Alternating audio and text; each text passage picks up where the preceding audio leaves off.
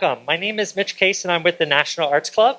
I just briefly wanted to introduce the National Arts Club to some of you who may not be familiar.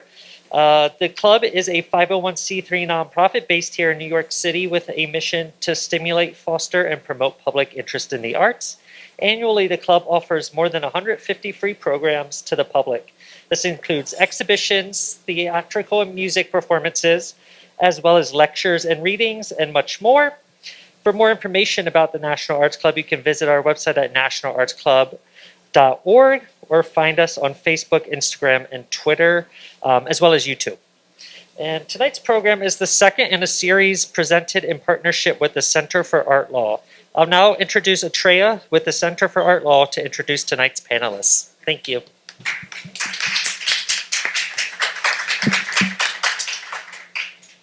Thank you so much, Mitch. And hello, everybody. Welcome to the Legacies of Artists, a conversation on artists' trusts and estates.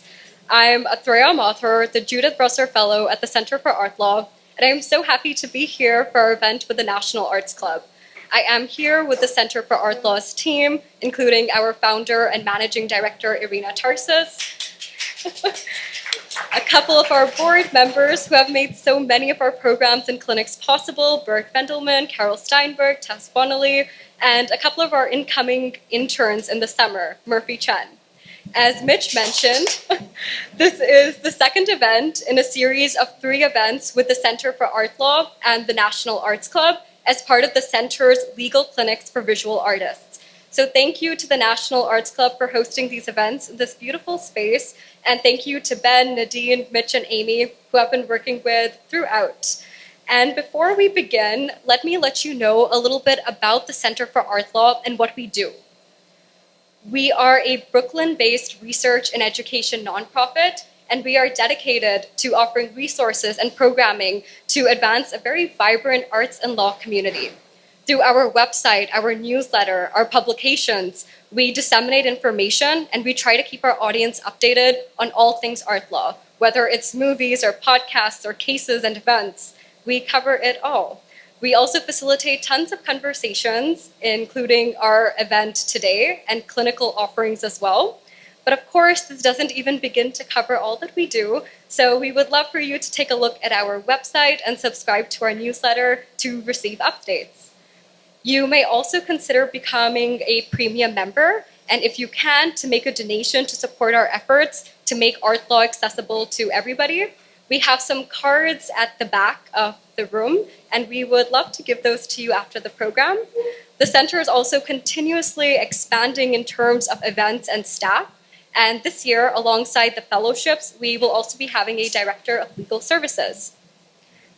We have a ton of exciting events coming up, and I wanted to take this time to mention that this summer we'll be launching our Artist-Dealer Relationships Clinic, and this will be focusing on art contracts and consignment agreements between artists and galleries, and we're going to be pairing artists with our network of volunteer attorneys. And for that, we actually have another conversation happening at the National Arts Club next week, and a couple of webinars and workshops as well. You can view these on our website and register for hopefully all of them so we can see a lot more of you. A few of the usual housekeeping items. There is a sign-up sheet at the back of the room, so in case you have not filled that out, please feel free to do so. This program is also being recorded for archival purposes, so there's a little camera, and if you walk by it, you can feel free to wave at it. If you have any questions for our panelists, we will have a short question and answer session at the end of the event, so you can keep those ready for the presentation. Here is actually a QR code which you can scan on your phone, and this has a link to the handout and the materials for the session. It includes additional reading materials, and it also has the bios for our speakers with us today. We will be sending across these handouts as well as a recording of the session and the PowerPoint after the event. So make sure you fill up that sign-up sheet and let us have your email ID. But coming to our program today, Artist and Legacy Planning. Artists have several options when determining where their art will go and how it'll be distributed by the estate. And while art transcends time and space, artistic legacy estate management, and intellectual property. These are complicated and practical issues that artists have to address in due time. Almost every artist dreams of having their work and their legacy reach far into the future, even after they've gone. However, the legacy and the estate planning process, it can feel long and arduous.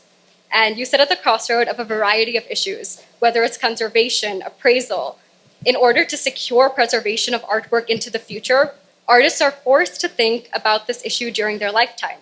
And sometimes the children or the family of the artist have to step in and try to navigate these issues with whatever resources they can find. So for this important and this interesting conversation, finally, let me introduce our speakers. We have Julia Szabo, a journalist who's dedicated to archiving and promoting the work of her artist mother, Martha Szabo. And we have Diana Wierbicki, an attorney specializing in art, estate planning, and tax issues for artists. So together, the people on the panel will discuss the ins and outs of legacy and estate planning from the perspective of an attorney and a family member planning for the estate of a loved one. So without any further ado, we're all so excited to hear from you. Julia, it would be great for you to give an introduction, start us off, and let us know from your perspective what it's like to plan for legacy and estate. Thank you. Thank you, Atreya. And thank you for having me, and thank you everyone for coming. So I don't know if we have our PowerPoint up first, but I'll start by just saying, what is my legacy? This is a question that every artist really should think about, and not every artist does. So that's a very nice picture. That's out there. So I happen to be the child of an artist who didn't think about where her hundreds of paintings would end up. So here, this is me with my dad, who was a curator at the Metropolitan, and this is obviously me with my mom. And if you look at my expression, doesn't it look to you like I'm saying, "Oh my God, look at all that artwork. Who's going to take care of it?" So, so basically, I should have started this project not long after this photo was taken, which was 1965. But okay, so I started it 2 years ago. There you have it. So my mother is still alive. She is sadly losing her sight to glaucoma and macular degeneration. Okay, but now an attorney might look at this, especially this image, and think of it as an archival image. It is that. It's also a family portrait.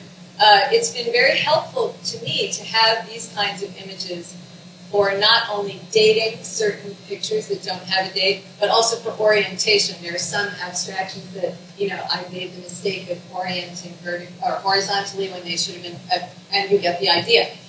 So if you can have the next slide. There we are again. So this is one which is obviously oriented horizontally, and I made the mistake of displaying it vertically, and I fixed that. So again, here we have this idea. I grew up with these paintings. These paintings, I'm the only child. These paintings are kind of like my siblings, and now they're kind of like my children. So we have the next one. Oops. Okay, so Martha has, in her career, had many different styles, and they all relate to one another. So obviously you're looking here at abstraction and color. And again, we have this challenge of which way is up. But now I know for sure. So there's this early kind of exploration of color and abstraction and color field. Then this kind of, we can have the next one. This one, well, it continues. But it gets to be a lot, then it kind of goes toward the architecture of New York, which is something that has always fascinated my mom. And this is definitely a kind of a missing link painting. And I only just recently unearthed this painting, so it's kind of magical to me. In the beginning, because my parents lived in a building on 64th Street on, I don't know what floor it was, maybe the 4th floor, this was the view, right? Almost like a Manhattan Henge kind of thing. And then they moved to another apartment where they were more like on the 12th or 14th floor on the Upper East Side. And I think we will see in the next slide, the vantage point changes to seeing entire buildings with some more space around them.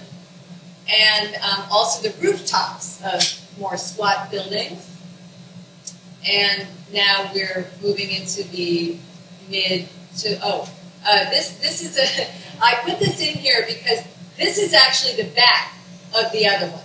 So this is the back of the previous one. So it's just, I'm trying to give you a sense of just the wealth of material I'm dealing with, and although I'm delighted to be dealing with it, it can be a lot. So, especially from an archival point of view. All right, so moving past my babyhood, these two are actually in the collection of the Vassar College, the Francis Lane Loeb Art Center. She had a tremendous love of portraiture, and her portraits are extraordinary because when she ran out of, when I stopped modeling for her, and she ran out of ways to portray my dad, she would actually go to the art students' league just for the models. She already had her MFA, so she didn't need, she didn't actually need instruction. But what would end up happening is she would depict everybody in the studio, not just the model, the instructor, the other painters, sometimes, let's see the next one, herself. So this is her, and then that's a model. And this is from back in Hungary in the 50s when she was getting her MFA. And the reason I show this is to just show the, before you can be an abstract artist, I don't need to tell you people, you have to be able to know how to paint. And so I also have in my conservatorship, shall we say, this is an incredible watercolor with incredible detail. So now we have the New Yorkers, as it were, and then the next slide will show us probably, okay, so now here we have, they moved across the street, they were watching the building that we now live in go up on 81st and 1st from across the street, and they selected an apartment on the 22nd floor. So this gave her a totally different POV. She would see these beautiful sunrises, sunsets, these abstract figures. She calls them, quote, souls of transformed buildings celebrating. I'm sorry, I have not been talking into my mic. Maybe it's better. Anyway, so this is called the souls of transformed buildings celebrating. This is a theme that would repeat itself almost the way Monet would do things over and over in different lights and different weather conditions. So this became kind of a signature. So if you want to move the next one, as you see, so you can see a little bit of architecture in here, but there's a tremendous spiritual quality that transcends actual religions. It's just people really respond to this work. And that's been very heartwarming for me and my attempts to get her recognized so late in life. Here we have a nocturne. This goes back to the 60s. This is called film noir. And people who especially love old movies, myself included, really relate to this with the shadow. And here we have the rooftops again. So I recently wrote an article about my mother in the Purist magazine, and I came up with this idea that because my mother had a kind of a difficult life, she is a survivor of the Holocaust. She and my father came to this country from Hungary after the communists had taken over. So she had her freedoms restricted twice. And these cityscapes sure, they're New York, but they're also a sanctuary city of the imagination. And I believe that's why people really respond to them. It's like they take you away. I hope you all agree. If you want to, okay. So this is the piece that's actually on the invitation, and it's called Bridge After Sunset. And here you have the souls really beautifully articulated. They're very architectural themselves. They almost look like giant chess pieces for anyone who plays chess. I don't, but anyway. So one thing that you don't really notice in these images or images of images is that, back in the day, my parents smoked. They did it very stylishly. They used actual Art Deco cigarette holders, but I couldn't stand the smell of smoke. So thankfully, my curatorial instinct kicked in as a child, and I made them quit, and they did. But now I have the issue of dealing with restoration, because just a little bit of smoking can dull the colors of a painting. So this is one that is actually headed to the restorer very shortly, just to bring it back to its original vibrancy, which isn't too far from this. But this is yet another thing that heirs to an artistic legacy have to think about, is refreshing the work so that it not only looks the way it used to look, but so that it looks contemporary and of the moment for a new audience. Is that the last? Okay, so that's the last one. These are some nice, very nice bits of feedback I've gotten from folks, and these are all on the website, so I'll only read one, which is from the artist Robert Harms, whose colleague Scott Kilgour is here with his beautiful wife, and he said impressive and beautiful, and that's, to me, praise from Caesar, so that's why that has pride of place. So when we ask what is my legacy, I know that and Diana is going to, in her expert way, tell us about them, but from my point of view, it's really about preserving, protecting, and just supporting in every way artists, not just my mother, but all artists. And that's why the Center for Art Law is such a treasure. And I am so lucky that after weeks of hearing, we don't accept new submissions from galleries, and hearing just walls of no, no, no, no, I called them and they were enthusiastic and they wanted to collaborate, and it kept me going. They and one very special collector who also loves Martha's work, those two things kept me going. So it is a lot of work to do something like this. I am honored to do it, don't get me wrong, but I'm definitely not the only one. There are people like me all over this country, all over the world, who had a parent who perhaps just never thought that the day would come when we would have to, I don't want to say dispose of, I know that's the legal term, but to make a safe home for the artwork. I spent years in animal rescue. I still occasionally dabble in it. And this is not much different. I simply pivoted. I did that pandemic thing where I pivoted. Instead of rescuing animals, I'm mostly now rescuing artwork and an artist from possible oblivion and possible, omission from the history books. So thankfully, again, largely because of the Center for Art Law, that's not going to happen. The oblivion won't be a problem. But nonetheless, we still have all this other storage. Now, that's the big problem is, where do I put all these things? I've already started asking clever people like MacGyver types, how can we hang some paintings on the ceiling? Because that's the only space I have left now in the apartment. So that, I've already got gallery style floor to ceiling. I'm sorry I didn't bring a slide of that. That's my bad. But I also have stacks of paintings that people can kind of, thumb through. And so storage is a big deal, restoration, framing. Framing is a big one. My dad, God bless him, did a lot of the framing of my mom's work. He's not here anymore, alas. I don't think it's something he would want to do anymore anyway. So framing also will refresh and kind of contemporize the work. Is it time? Should I stop? But that's a big responsibility of not just time but money. So I'm trying to think if I left out any of the challenges that an heir to an artistic legacy faces.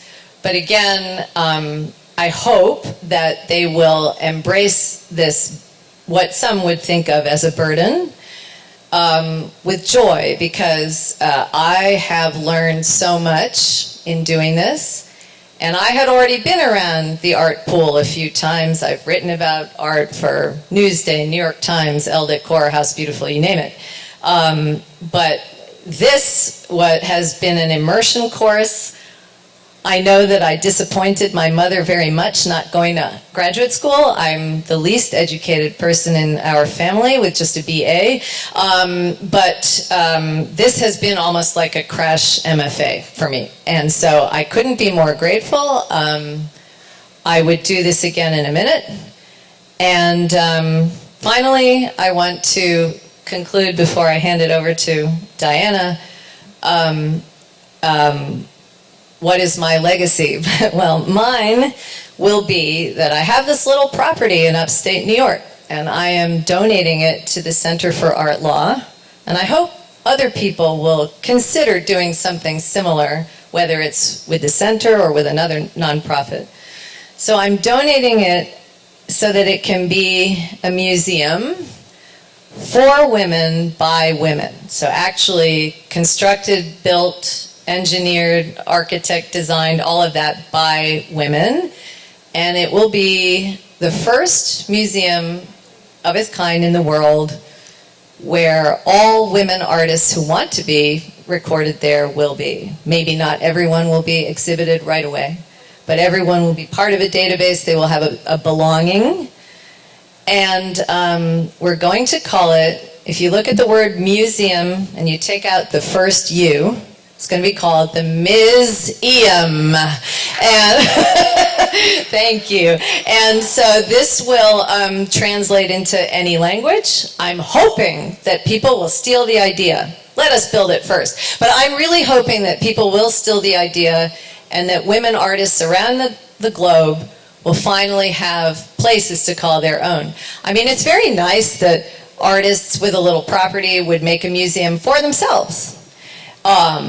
But, you know, that's okay, but I really feel like it should be more embracing of our fellow artists. So that's all I have to say, other than thank you all again, and thank you to the center, thank you to Diana for listening to me, and take it away.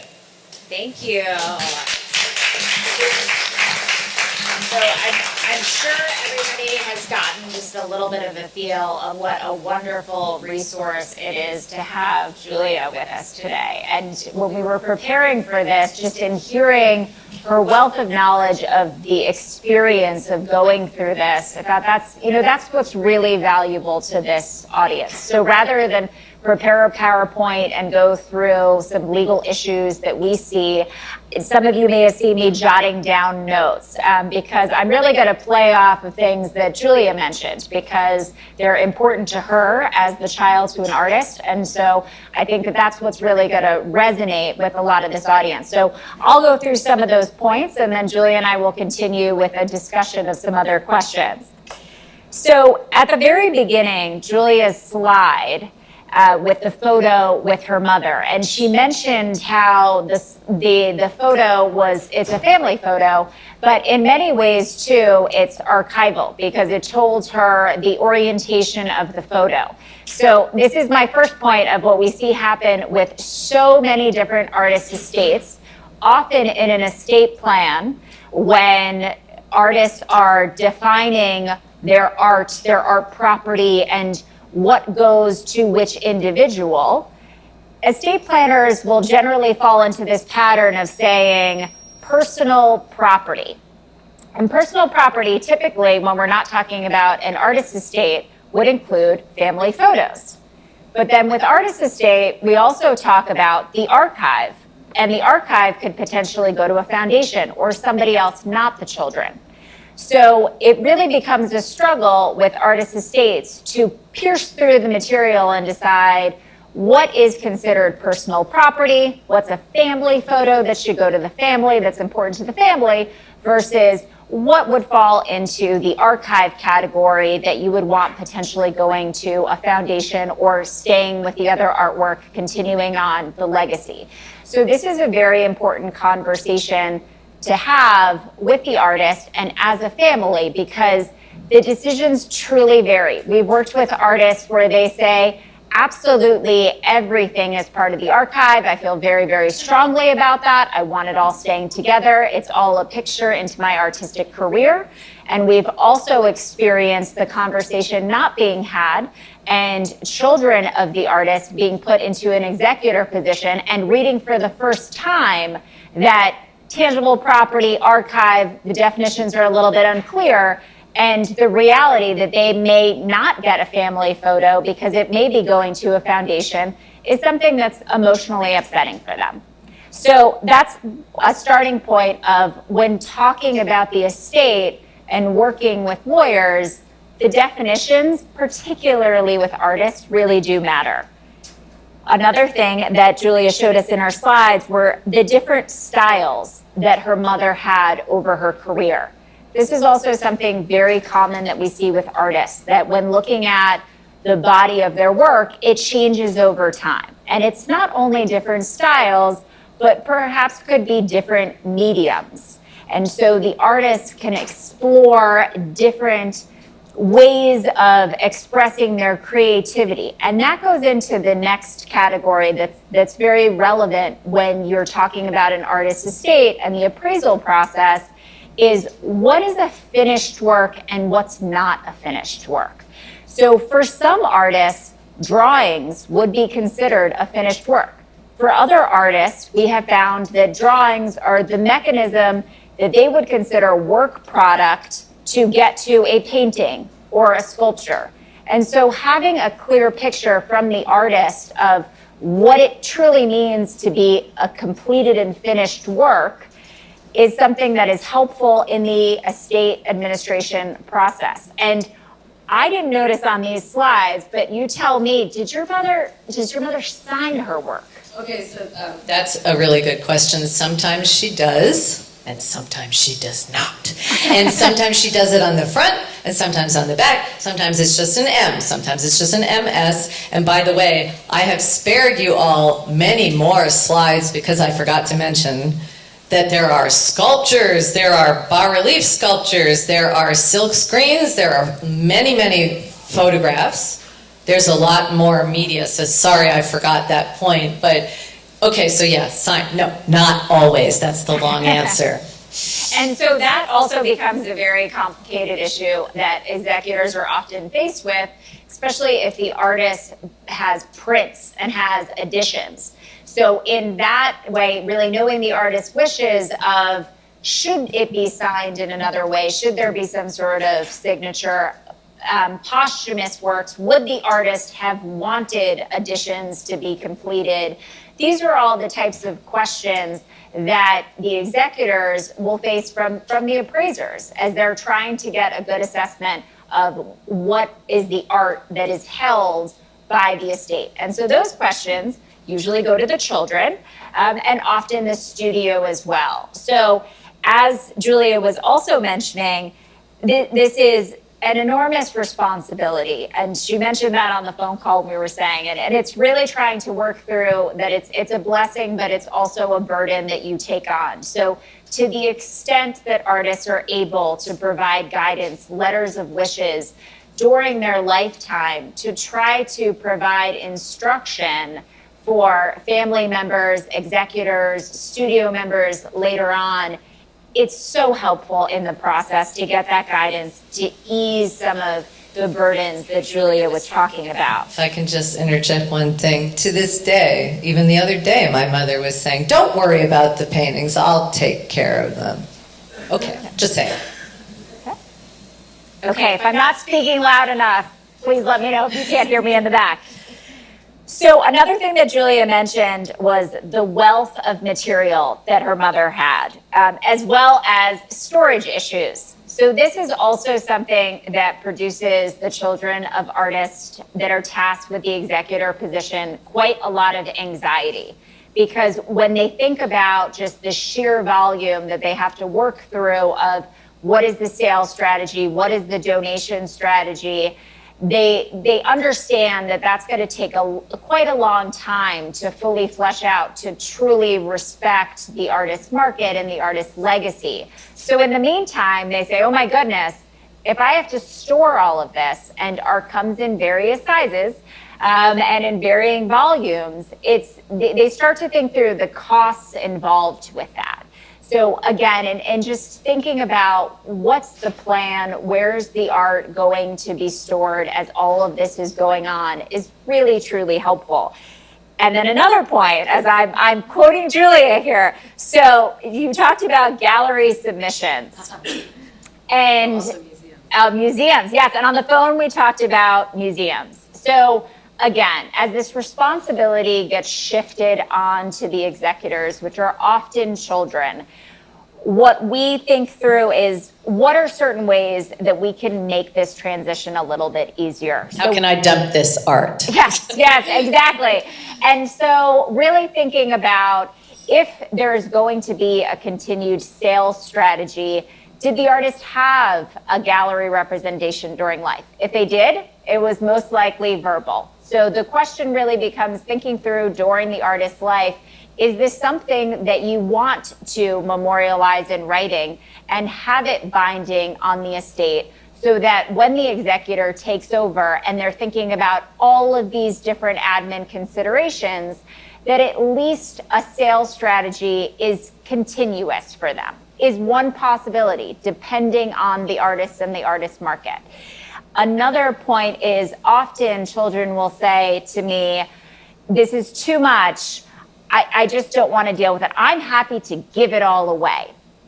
And that's not as easy. That's not as easy as it seems. And finding a house and a home for different art is truly not as easy as it used to be. A lot of these museums already have their storage facilities full, and they're thinking about the insurance responsibilities and the storage responsibilities associated with that. So trying to plan for that early is, again, going to ease the burden because it's very hard to do when you're thinking about it for the first time in the estate administration process. So those are some things that I noted. One more is smoking and restoration. Smoking, don't do it, don't.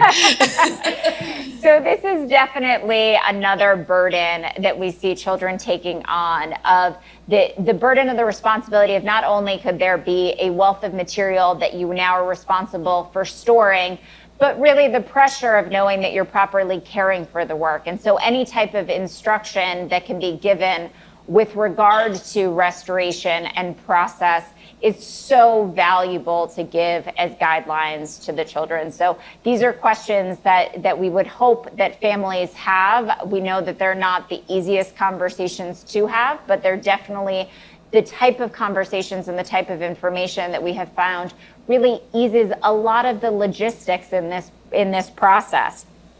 So with that, I have some questions that often I find that the families haven't necessarily thought through, or that children don't have the information about, that really add to the complexity of some of this. So Julia, you mentioned that you and your mom just started talking about this about 2 years ago, and your mom right now is 93 years old. Yes, she'll be 94 in October, God willing. And yes, and I forgot to mention, there's so much to talk about, I didn't want to overgo, but 2 years ago, just about December 2019, I had a stroke. Go figure. So that is really what lit the fire under my behind to do something about these paintings, because I found myself studying them and looking at them in new ways. And then, oh my God, what if I die of a second stroke and then she goes to a nursing home and all these paintings end up in a dumpster? So I stayed awake for weeks, like worrying about this, and that motivated me to really get a move on. But Diana makes an excellent point. Pretty much, to say it a lot less elegantly than she did, museums don't want your damn artwork. I'm really sorry to tell you this. In the old days, like the heirs to an artist's estate, which is called the local museum, and they would take it. And sometimes it would come along with a nice big donation, so they would build a whole building, or they would, annex an existing building or whatever to house it. That doesn't happen anymore. I mean, that's like the publisher's clearinghouse fantasy of art. Doesn't happen. So at 91, and I think this really illustrates that artists are living for a longer and longer time. So to start the conversation at 91 could work perfectly fine, but we're not always in a position where an artist can get to 91 or can get to 91 in full capacity to be making those types of decisions. So that really is a point to stress of the earlier that you can talk about it and just have some conversations, get an idea, put something in place.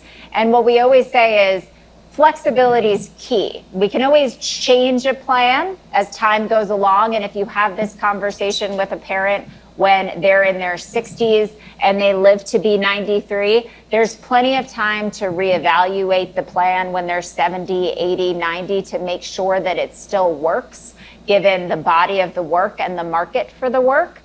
But to at least start with that, just in case you don't have the opportunity to have the conversation at a later stage, is just something that we have truly found gives children so much comfort. And then, can I ask you a quick question? What about if there's no time or inclination to write it down with an attorney? What about taking the cell phone and videotaping the artist saying what she or he wants? Would that count? So the videotaping is very helpful for guidance for you, for in the same way letters of wishes would be, so that you get a sense of what did she intend with a finished work or an unfinished work, and what is it that her goals are for keeping her legacy. But it's not going to legally bind us in the distribution and provide us a whole ton of help there.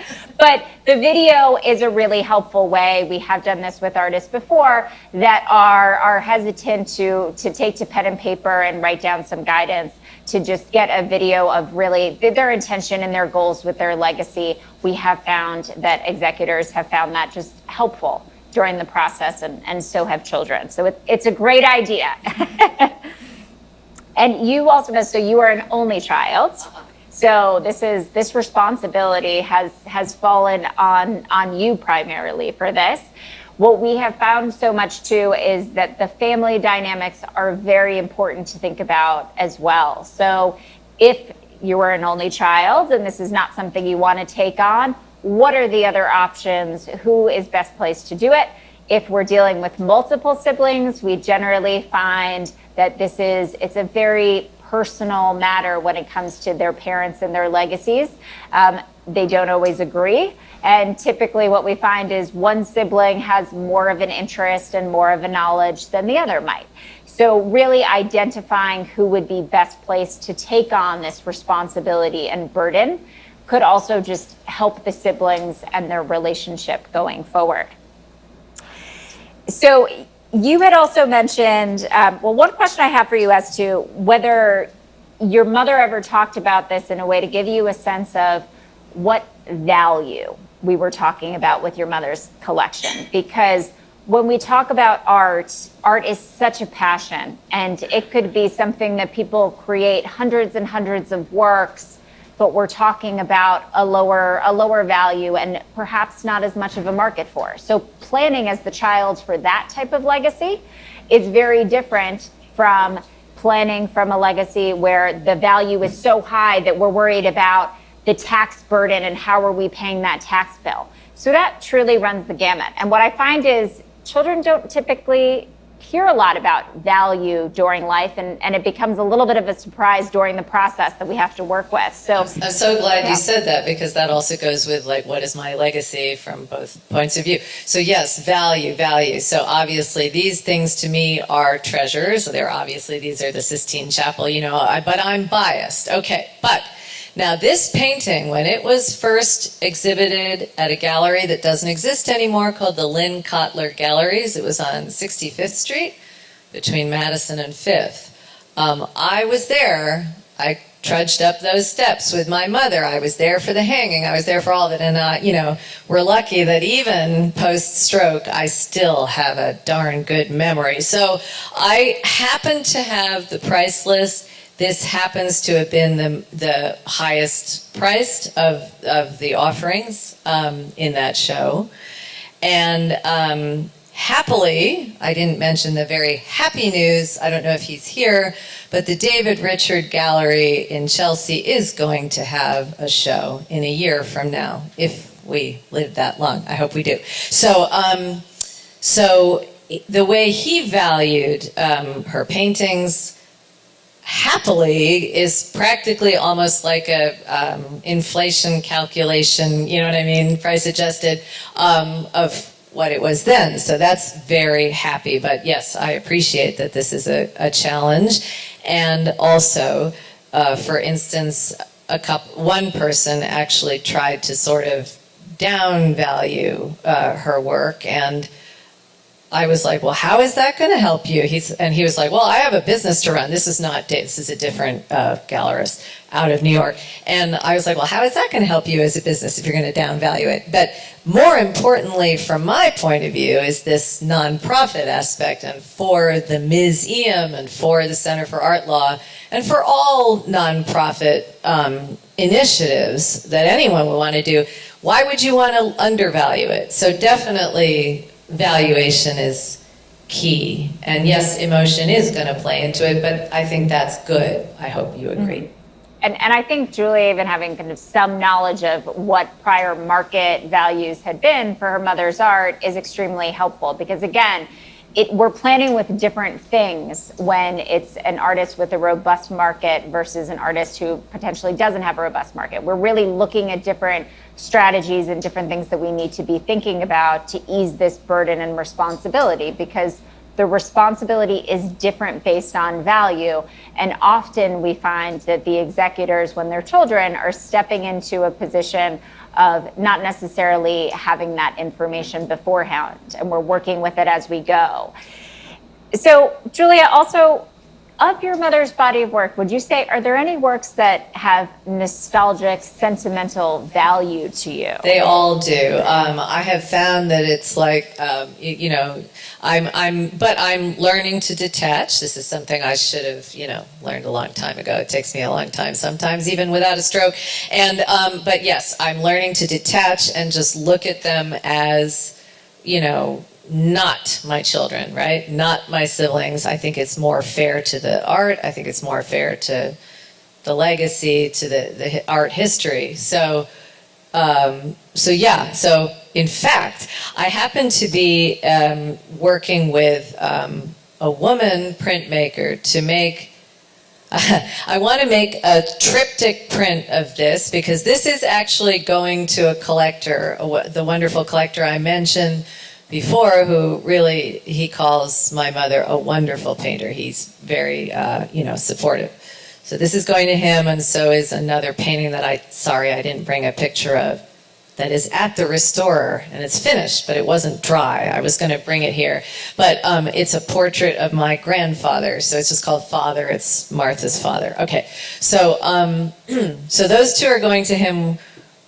I was going somewhere with this. Help me out. Right. So I'm making because it's hard for me to let this go. Since childhood, I've loved this. It was made in 1975. So because my mother's losing her sight, I've rationalized this away that I'm going to have a print made, turned it into a triptych, divide it up into 3, and then make it bigger, so that low vision people can see the image better. And then it'll also have a very contemporary flavor with a white frame, boom, boom, boom, occupying a nice big wall space. So that's my way of kind of like hanging on to it. Yes, it's very hard to get to let go. This and also film noir I would like to make into a print because there are so many film nonprofits now, and people are so very beautifully aware of film as an art form. So I want it to try to have a life in those places, just for the enjoyment of the people who are programming films. My mother and I used to go to the Museum of Modern Art on my vacation from college and see movies, And now anyone can turn on the TV and see Turner Classic Movies. But at that time, that was still very special. And I believe they were programmed by Peter Bogdanovich, the late, great. So anyway. And that emotional aspect and connection to the art is one that's so important to make sure, again, is something that is thoughtfully part of the plan. Because we have always found that children have strong feelings about the art in one way or another. It brings back memories of childhood, either positive or at times traumatic. And so there definitely is a strong feeling of certain works that children may want to keep. So keeping that in mind, that it's not only about the artist's legacy, but this is really a family endeavor that the entire family lived with the artist's career, and making sure that that's properly reflected in a plan as well is also a conversation that families should have to be thoughtful about. So there is so much more that Julia and I could talk about, but I know, as we said in the beginning, we're happy to open this up to more questions.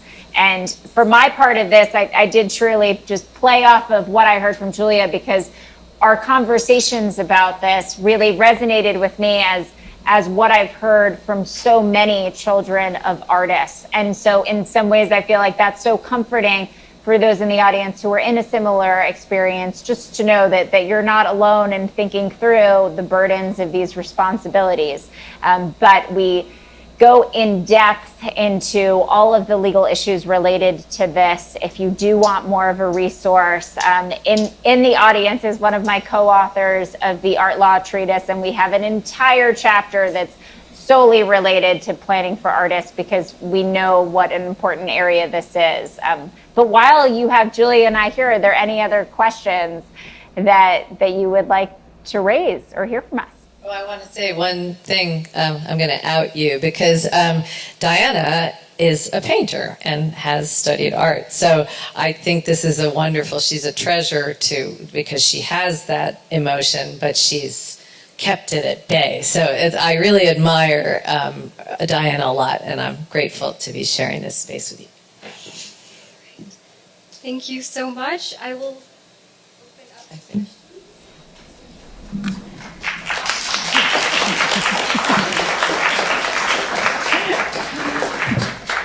Julia, Put that I'm down. curious about your mother's wishes, because it's me. Here you are. Sorry. You've talked a lot about what your plans are with the legacy, but I'm curious if your mother is still able to express what her desires are. And once she dies, even if you have a power of attorney, that disappears. Has she made a plan in her will that let's say you can't make that print until after she dies, do you have the power to make prints of a work that she made when she's dead? I'm just curious about this. Well, that's a very excellent question. Okay, so one thing I can say, my mother seems to be very happy with what I'm doing. She's very approving. When the work was accepted at the Vassar College Museum, she was very excited, and we went there together to deliver it, and she thought it was already going to be up. We had just brought it. Anyway, so there's that tenuous sort of, she's here and she's not. But she seems to be happy with everything I'm doing. Let's put it this way, she hasn't vocally said, stop it. She's aware. And at one point, I kind of crumpled up on the couch after a long day of hearing no, no, no. And she came over to me, and it was really sweet, and she put her hand on my shoulder and she said, I'm sorry, this is such hard work. So she's aware that I'm kind of, I call her my favorite artist. I've called her that in articles, in media, and, you know. So I think she's okay with it, you know. And hey, if not, sue me. But I can see where that might be a conflict of somebody, because really, my mother made this work, even though it was exhibited, and most recently from 2003 to 5 in a show at the New York Historical Society, which the distinguished curator who's sitting in the second row, Kathleen Hulser, co-curated.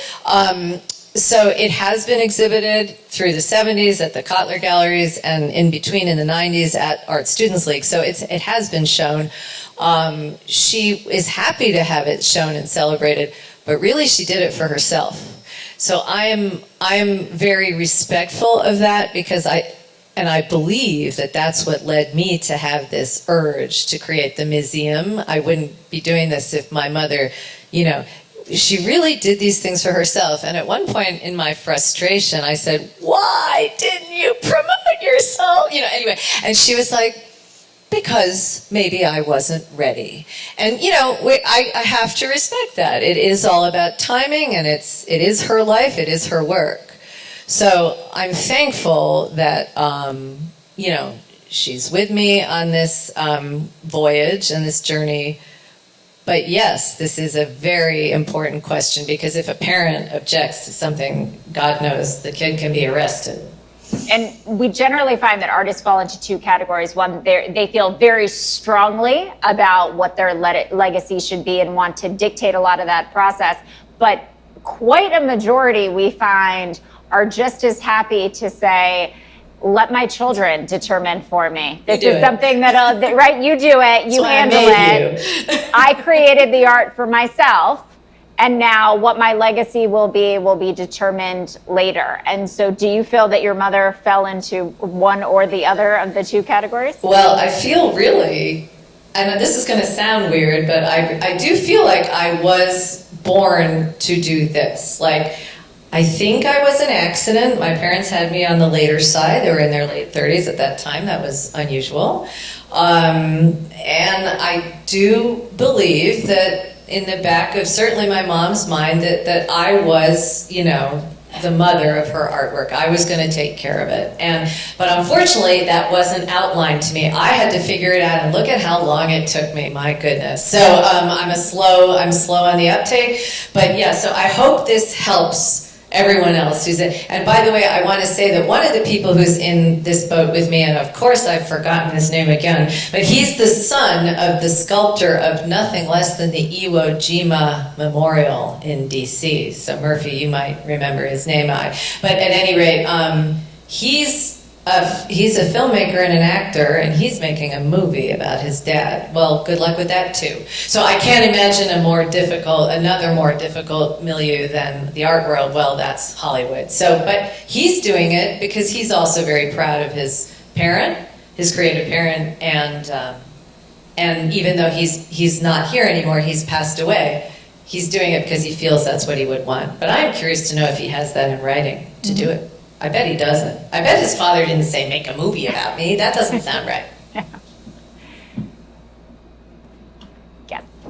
Thank you. So Diana, you mentioned that there's a chapter in a book that describes the process. Could you repeat the title of that book? Sure. So we can circulate the information. So it's called Art Law, and the authors on that are Ralph Lerner, Judith Bressler, and Diana Wierbicki. It's on Amazon, I hope. And it's on the center's website too. And so that will, but when you talk about process, I do recall on the conversation earlier, I was asked to talk a little bit about documentation. So let me just give you the basics here of what we're thinking about. So in terms of an estate plan, if wills, powers of attorney, healthcare proxy, those basic things, whether we're layering onto that with a trust, those are some things that we would consider. But also in terms of documentation, again, I mentioned before, if you're working with a gallery already and that's a relationship that you would like to have continued on, or if you as the children feel like this is already quite a burden and you've gotten used to having interactions with that particular gallery and just want to continue the process, that's documentation to start thinking about for the representation agreement.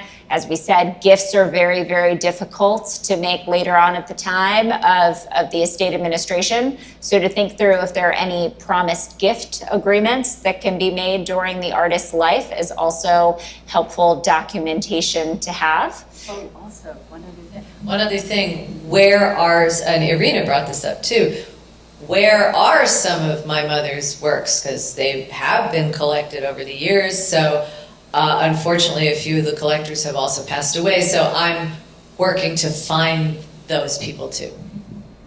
Yes, the inventory process. So who the artist worked with, it's not always only a gallery, it's also publishers. Publishers tend to be the list that the children tend not to know about, that we have to do a little bit of digging of who has what in terms of prints. So that's always good to start keeping a record of where things are.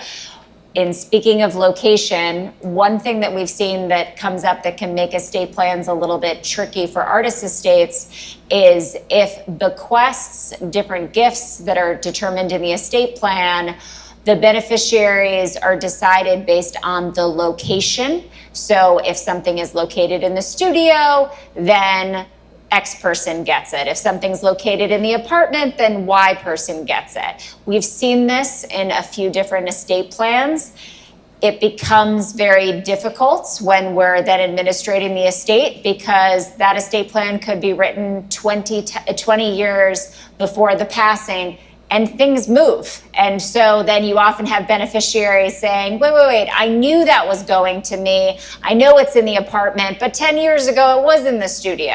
So just to be very careful if you are thinking through a plan to not make it location specific would be a piece of advice.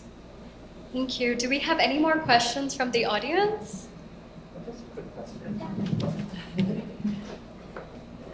Hello, good evening. I'm just curious about legal entities. Is there one legal entity that you would consider ideal for artist estates as giving the most flexibility to the ones running the estate? And second question, if I'm a living artist and for instance I operate under a corporation, if I pass away, is the estate better off started as a new entity or can the corporation transform into the estate? So it's just a legal entity question. I'm just curious. Yes, so very fact specific. Many artists will have a LLC in place. If they're operating through a studio when they sell their works, then they're doing it through that particular structure. But a discussion of whether the entity owns the artwork, whether the artwork is owned individually, is all going to be part of the discussion in the estate plan. Unfortunately, there's not sort of one set rule that is going to work best for everybody, but it is definitely an important consideration to have. When transferring the art during the estate plan, many times if family members do not have the knowledge about the art, artists do think about who is best placed to manage that art and could be the manager of an LLC or could be the trustee of the trust to facilitate the process. So structures are helpful. It's just one size doesn't fit all. Got it. Thank you. Great. Thank you so much. Any last questions? Final call? Oh, yeah. Okay. It'll be a good one. It's not a question, but just because you're talking about an artist who's probably under-recognized, there's actually an article coming out about Martha Szabo's work, which you saw up here, and it's published by the two people sitting next to me. And alas, we were going to have the magazine here, but it's not out yet, but it's called Gallery and Studio, and it's the spring issue? Yes. Spring 2022 issue. And if you go to galleries, it's distributed free there, but look it up online and you can find out more about this artist. And that's Thanks. Kathleen Hulser, the distinguished curator.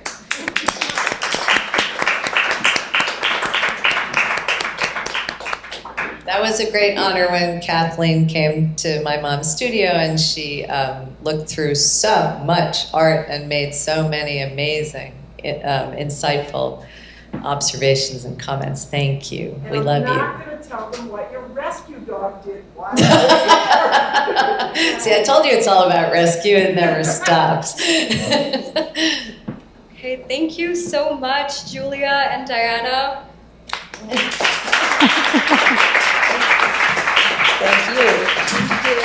I think that was eye-opening, it was exciting, and a great conversation. All of the magazines, the books that we've mentioned, I will include them in the handouts and I will send them across, along, as I mentioned earlier, with a recording of the session and the PowerPoints. So just a reminder to make sure that you sign up at the back with your email ID so we're able to send across all of the material to you. And if you can take the time to once again scan this QR code.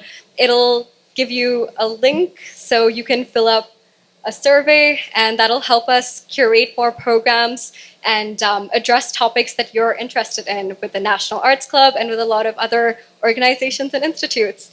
So we hope to see you at a lot more events. And once again, thank you so much to both of you. It was so wonderful having you here.